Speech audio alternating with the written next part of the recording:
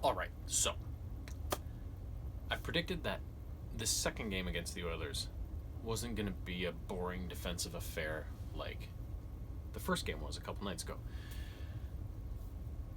It wasn't, but it wasn't the shootout we were also kind of expecting. Bad news to start the game. I mentioned in the last game Joe Thornton got kind of just a little hit along the boards, but he left looking at his wrist. I thought it was. Turns out he's fractured his rib, so he's out for 4 weeks or so.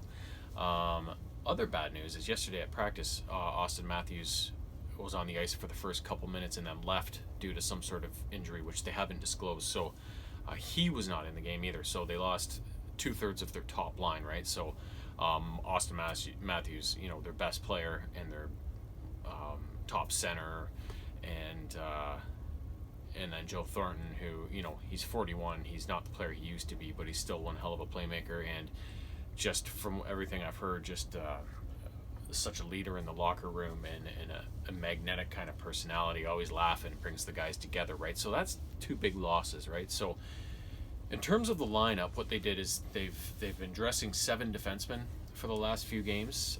So they dropped the 7th defenseman and went down to 6, and to replace the lost defenseman and the 2 forwards that were injured, they called up Pierre Engvall, or got him off the taxi squad, however the hell they're working it during this COVID season.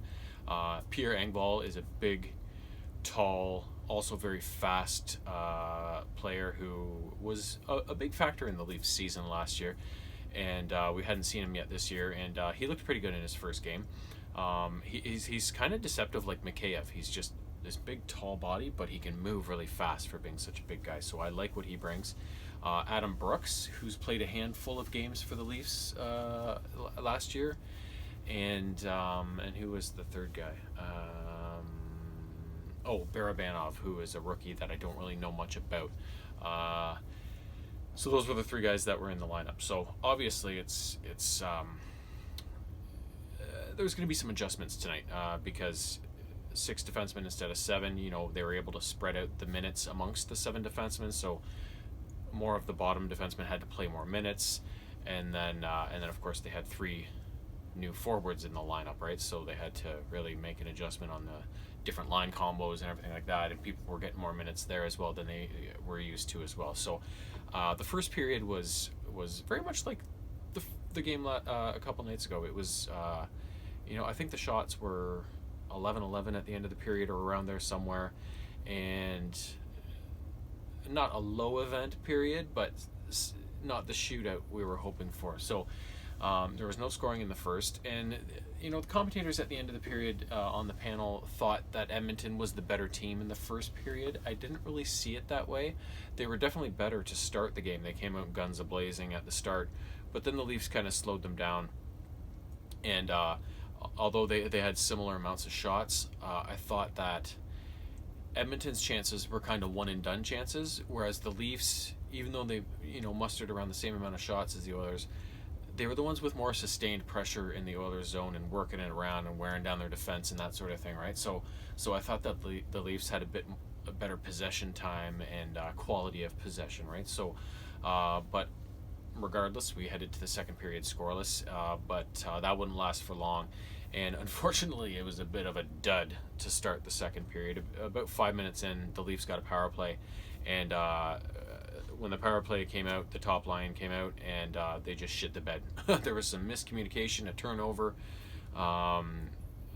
between the goalie and the defenseman, and then Nylander got the puck, and he made a soft play on it, and Draisaitl just kind of stole it from him, and then tucked one past Fred and scored a shorthanded goal to put the Oilers up 1.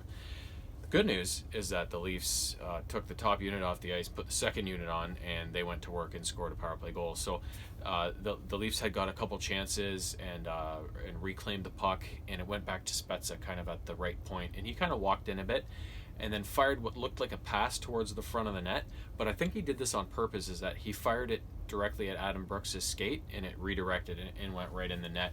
So that was Adam Brooks' first NHL goal, so which was pretty cool. So power play goal for the for the rookie in his first game of the season. So that was awesome, and that knotted things up at 1. So that was good. And then how did it go from there? I'm kind of forgetting the sequence of events. I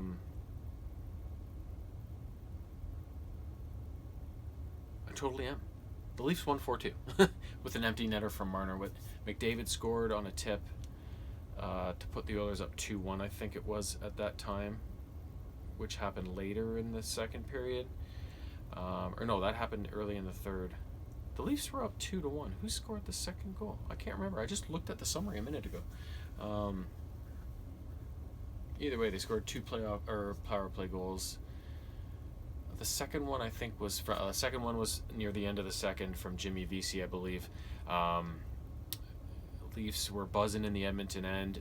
Kerfoot reclaimed a puck behind the Edmonton net, made a nice little pass out to Nylander in front of the net, and everybody thinks he's going to shoot, so he just delays a bit and then spins and makes a nice little pass over to Vesey, who just wires it past Koskinen for the 2-1 lead.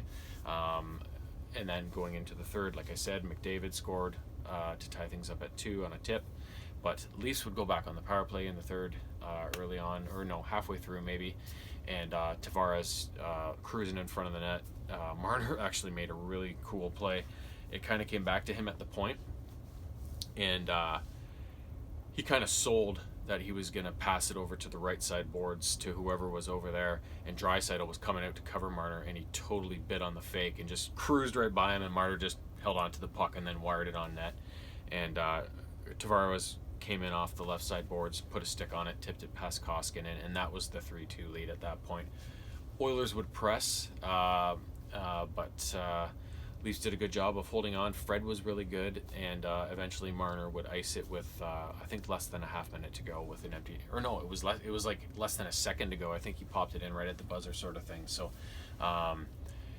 Leafs would seal a 4-2 win. It's amazing. I just watched the game, finished watching the game like an hour ago, or whatever it was, and I just finished looking at the summary before I filmed this video, and already I've forgotten everything, right? Like, that's what it's like being in your 40s, so you beware. But anyways, I thought Fred had a really good night, which is good because that's his second really good game in a row. I thought also that with those two guys going out of the lineup, I thought the guys that came in and the different line combos, it was nice to see the Leafs come together and their lesser players get more minutes and get some goals and help them propel the team to a win. So obviously Tavares scored a goal, Marner had a goal, but they also got goals from Brooks and Vesey, right? So some secondary scoring and yeah, it was good to see the Leafs come together and get an impressive win like that without two of their biggest players, right? So, and to do it first game after losing those two players. So I thought there was a bit of, the game was kind of like in fits and starts of pressure and non-pressure sort of thing. So I think they were trying to get a feel for everything with the new line combos. But I felt that the Hyman, Tavares, and Marner line was kind of inconsistent. Even though they would get a few points throughout the game, they kind of struck when they got the chance, but then they'd go to kind of not getting much done. Whereas I thought the other two lines, there was Simmons with Barabanov and Brooks, I thought they had a pretty good game. And then the other line with, who was it? Engvall and, no, I can't remember who else. But their second two lines, their second and third lines, I thought they had a really strong game. So it's good to see that they can, kind of win in different ways and put together a team effort without, a couple of the big stars in the lineup. So yeah, so impressive victory. And considering that, I really thought they should have won that first game against Edmonton. They just got some bad breaks and such, and such, that it was nice to see them kind of win this game in that kind of style without the two big stars in the lineup. So yeah, so that's good. Now next, I believe, I'm not sure, since they played tonight, I don't know if they play tomorrow, but I know that they go on the road soon, and they play 2 in Calgary and then 2 in Edmonton at the end of next week. So they're going to have a big Alberta swing soon. which is going to be fun because I hate the Flames. I hate Matthew Tkachuk, as you may well know by now. So I would really like to see them beat the Flames in both games, and I'd really like to see somebody, risk a suspension and take a run at him, a hard, dirty, filthy run at him. And then of course I love watching the Leafs play Edmonton because I love both those teams. So hopefully Matthews will be back by then. I don't know because they haven't really said much, but I get the feeling that Thornton's is a matter of weeks, whereas Matthews might be a matter of day to day sort of thing. So, but I don't know for sure. But it would be nice to get him back because he has been so good this year that having him out of the lineup is a big loss. So fingers crossed. We'll see what happens. Have a great weekend.